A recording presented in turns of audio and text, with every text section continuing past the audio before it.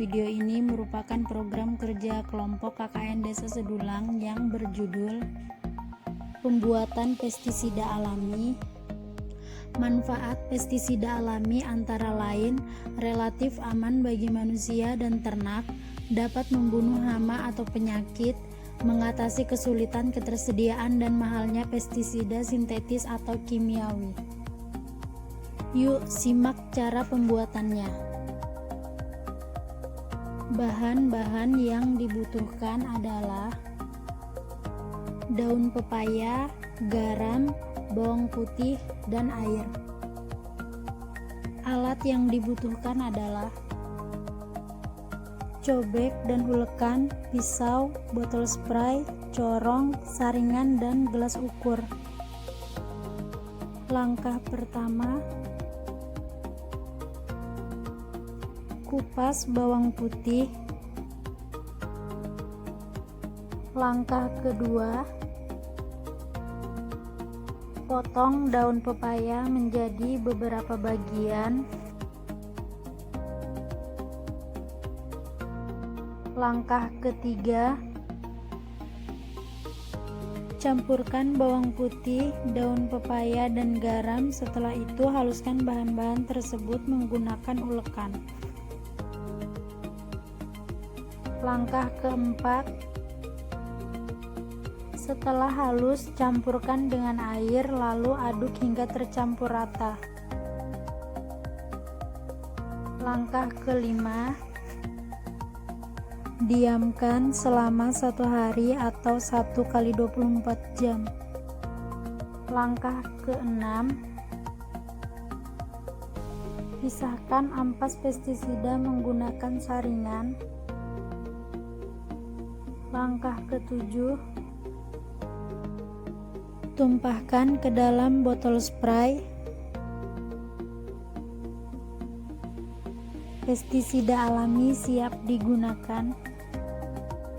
Pestisida ini dapat digunakan seminggu sekali.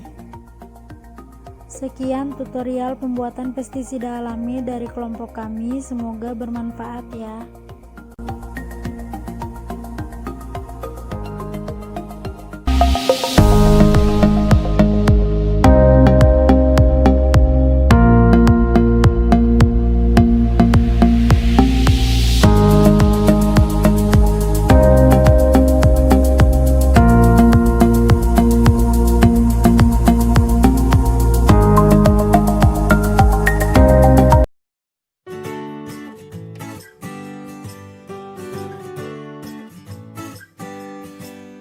Pembayaran non-tunai adalah sistem pembayaran digital tanpa menggunakan uang fisik yang diperkenalkan ke publik mulai tahun 90-an.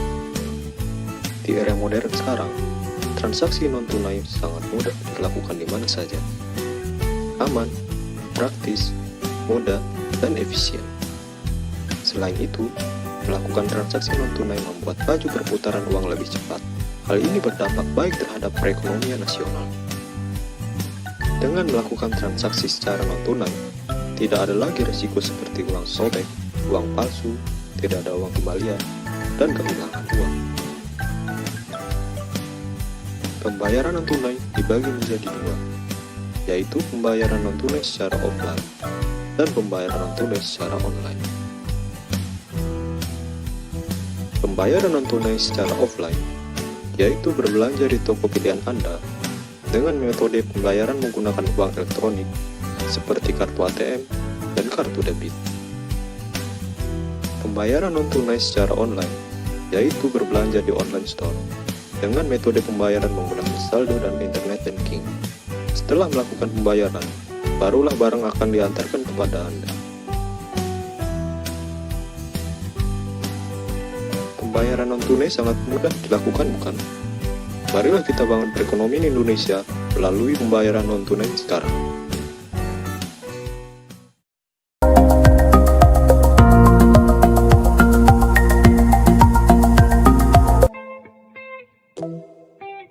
Saat ini terjadinya pandemik virus COVID-19 tentu membuat banyak orang tua dan anak merasakan adanya perubahan. Salah satunya di dunia pendidikan yang awalnya dilakukan secara offline atau tatap muka, namun sekarang harus dialihkan secara online. Sebagai orang tua, kita harus memahami bahwa pandemi COVID-19 ini merupakan situasi yang tidak diprediksi, sehingga mau tidak mau kita harus menerimanya. Selain itu, kita juga harus bisa menghadapi beberapa perubahan di luar aktivitas harian kita. Yang sekarang sedang kita hadapi adalah di mana anak-anak harus menjalani sekolah dari rumah. Dibutuhkan beberapa strategi untuk orang tua dalam mendampingi anaknya belajar dari rumah. Sepakati waktu pengerjaan. Hal ini dilakukan bersama anak karena orang tua diharapkan dapat mendampingi anak yang mengerjakan tugas hingga selesai. Lalu, pastikan kebutuhan biologis anak sudah terpenuhi. Misalnya seperti makan, istirahat yang cukup, itu adalah modal utama agar bisa anak fokus mengerjakan tugas atau sekolah dari rumah. Lalu, ciptakan situasi belajar yang kondusif. Pastikan suhu ruangan yang nyaman, konektivitas internet yang memadai, tempat yang tenang, dan jauh dari keramaian. Setiap kali ia dapat menyelesaikan tugas dengan tuntas, beri penghargaan seperti pujian atau makanan favoritnya. Karena hal tersebut dapat menimbulkan motivasi belajar pada diri anak. Dengan adanya pendampingan orang tua dalam proses pembelajaran melalui daring, dapat meningkatkan semangat belajar anak ketika sedang melakukan sekolah dari rumah dan dapat meningkatkan keharmonisan antar anak dan orang tua. Baik, begitulah tips and trik dari saya, bagaimana cara orang tua mendampingi anaknya saat melakukan school from home. Jadi, terima kasih sudah menonton dan jangan lupa like, comment, and subscribe di channel KKN 46 Sedulang. Bye-bye.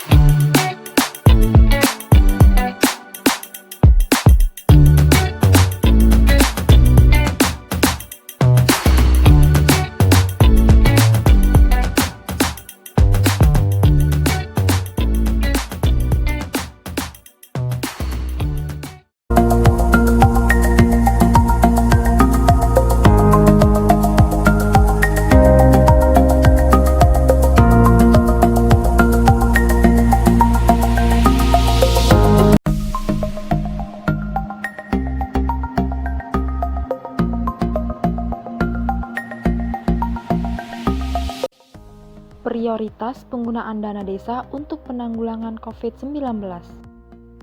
Lalu, apa saja kegiatan yang menjadi prioritas dalam penggunaan dana desa di saat COVID-19? Dana desa dapat disalurkan untuk kepentingan masyarakat, yaitu bantuan langsung tunai dan penanganan pandemi COVID-19.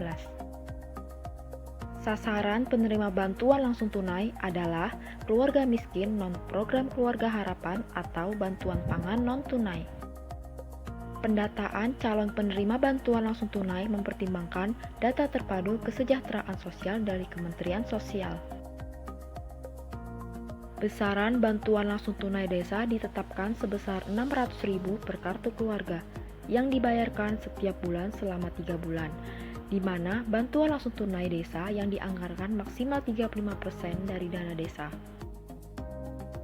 Lalu, kemana lagikah dana desa dialokasikan saat COVID-19? Bisa untuk pembentukan relawan COVID-19 dengan kegiatan edukasi melalui sosialisasi terkait COVID-19, baik melalui poster, spanduk, atau webinar, dan sebagainya. Penyediaan ruang isolasi yang layak di desa untuk menampung pasien. Penyediaan penyemprotan disinfektan, tempat cuci tangan, dan cairan pembersih tangan hand sanitizer di tempat umum. Penyediaan alat kesehatan untuk deteksi dini, perlindungan, serta pencegahan penularan COVID-19, seperti alat pelindung diri, masker, dan alat tes COVID-19. Penyediaan formulir yang berfungsi sebagai alat pendeteksi dini bagi warga lain yang masuk ke desa maupun keluar masuknya warga desa tersebut. Penyediaan dana untuk mendirikan pos jaga gerbang desa selama 24 jam untuk memantau keluar masuknya masyarakat. Penyediaan logistik kepada warga yang menjalani isolasi serta untuk situasi dan kondisi darurat.